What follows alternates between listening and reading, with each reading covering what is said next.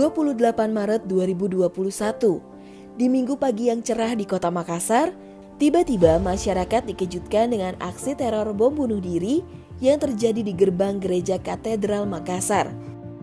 Aksi teror yang berkedok jihad tersebut kembali mencoreng makna toleransi dan keberagaman yang sedang diperjuangkan masyarakat Makassar, khususnya para pemuda.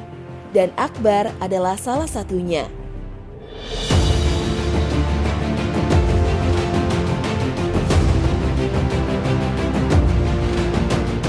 Nama saya Akbar Musfatir, umur 24 tahun, mahasiswa Ilmu Politik Universitas Islam Negeri Alauddin Makassar, asal daerah dari Kabupaten Pindrang.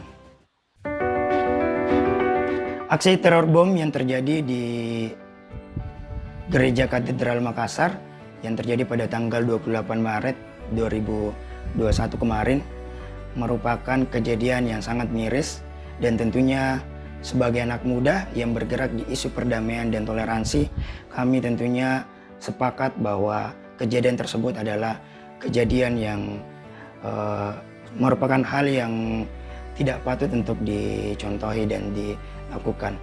Dan dari anak muda dan dari kami ingin menyampaikan bahwa mengecam sangat keras hal seperti itu. Pada dasarnya tidak ada agama yang mengajarkan tentang kekerasan.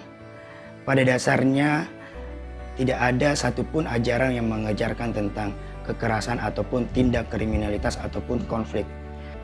Adapun orang-orang yang terlibat atau menganggap bahwa perbedaan itu adalah suatu hal yang berbeda, itu karena pemahaman orang tersebut masih minim tentang agamanya sendiri. Maka itu diperlukan lebih banyak lagi pembelajaran dan aktivitas yang bisa dia lakukan untuk memberikan pemahaman yang lebih mendalam tentang agamanya sendiri. Dalam kehidupan bermasyarakat dan berbangsa, Akbar yakin bahwa toleransi adalah kunci agar perdamaian bisa terjadi. Toleransi menurut saya pribadi yaitu suatu hal yang wajib untuk dijalankan dan diterapkan dalam kehidupan sehari-hari. Karena dengan toleransi, kehidupan bermasyarakat dan berbangsa di Indonesia bisa kita jalankan dengan baik. Sehingga khususnya anak muda yang ada di Indonesia. Karena dengan toleransi ini kita bisa mendapatkan banyak manfaat dan tentunya memberikan dampak yang besar kepada Indonesia secara umumnya. Tujuan untuk mengikuti kegiatan isu toleransi dan keberagaman itu karena kepedulian dan kondisi masyarakat dan anak muda saat ini. Dan kemudian yang kedua, melihat kondisi di kota Makassar khususnya masih ada banyak kejadian-kejadian ekstremisme kekerasan dan konflik-konflik yang terjadi di kota Makassar. Sehingga saya pikir dengan adanya hadirnya kami anak muda untuk mengkampanyekan nilai-nilai toleransi di kota Makassar diharapkan dapat memberikan dampak dan memberikan peran penting dalam kehidupan toleransi di kota Makassar. Pertama kali mengenal tentang toleransi, isu toleransi dan keberagaman itu, yaitu berawal sejak tahun 2018. Ketika itu saya mendapatkan sebuah program di salah satu program lembaga yang bergerak di isu-isu toleransi dan perdamaian pada saat itu. Setelah mengikuti program tersebut, saya mendapatkan banyak pembelajaran baru, banyak insight baru tentang isu toleransi dan keberagaman. Maka dari itu, waktu itu di tahun 2018, saya mulai tertarik dan mulai terpanggil untuk bagaimana berupaya untuk ikut andil mengkampanyekan nilai-nilai perdamaian dan toleransi di kota Makassar secara khususnya. Dulu sebelum mengenal nilai-nilai toleransi dan keberagaman, sebenarnya saya dulu tergolong orang-orang yang suka membenci dan suka melakukan konflik antar teman. Hal yang berkaitan tentang bully itu sering saya lakukan dulu.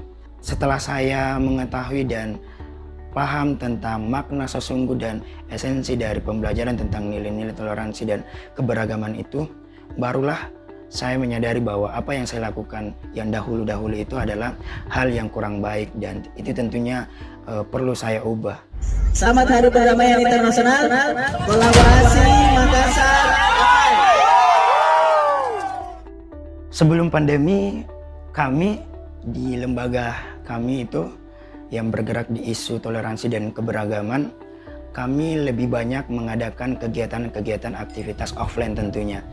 Melakukan training-training tingkat mahasiswa, sampai bahkan tingkat PAUD, menyusuri pedalaman-pedalaman daerah, pedalaman-pedalaman desa untuk mengajarkan nilai-nilai toleransi ini. Karena kami yakin bahwa bukan hanya anak kota yang membutuhkan pembelajaran tentang toleransi ini, akan tetapi anak-anak desa juga memiliki hak dan layak untuk mendapatkan pembelajaran tentang toleransi ini. Namun setelah adanya pandemi ini, kita mentransfer semua kegiatan-kegiatan offline, mentransfernya ke kegiatan-kegiatan online. Jadi bagaimana kita menyusun segala program-program yang dulunya offline, kita bagaimana menyusun untuk dimasukkan ke kegiatan online. Dan dari situlah di awal 2020 itu barulah kita mulai melaksanakan kegiatan-kegiatan yang sifatnya online sampai sekarang. Saya pribadi sebagai anak muda tentunya sangat mengharapkan kehidupan toleransi dan keberagaman ini di Kota Makassar khususnya bisa berjalan dengan baik dan damai. Ini merupakan sebuah tantangan bagi kita, khususnya generasi muda, untuk bagaimana mengupayakan isu-isu keberagaman dan toleransi di Kota Makassar ini bisa kita kampanyekan bersama-sama dan kita bisa galakkan bersama-sama agar ke depan Kota Makassar bisa menjadi kota yang terkenal sebagai kota yang damai, kota yang toleran, kota yang penuh keberagaman, dan kota yang tentunya nyaman untuk ditempati untuk seluruh umat manusia yang tidak melihat dari latar belakang agama maupun suku. Mungkin itu mimpi terbesar saya. Pemuda merupakan garda terdepan bangsa ini. Pemuda adalah tonggak stafet kepemimpinan masa depan Indonesia tentunya. Dan satu hal yang ingin saya sampaikan kepada teman-teman untuk digarisbawahi, yaitu pertama, bahwa kita mesti meyakini kepercayaan, kebenaran-kepercayaan yang kita pahami. Akan tetapi di lain sisi kita harus menghargai kepercayaan orang lain. Itu inti dari toleransi.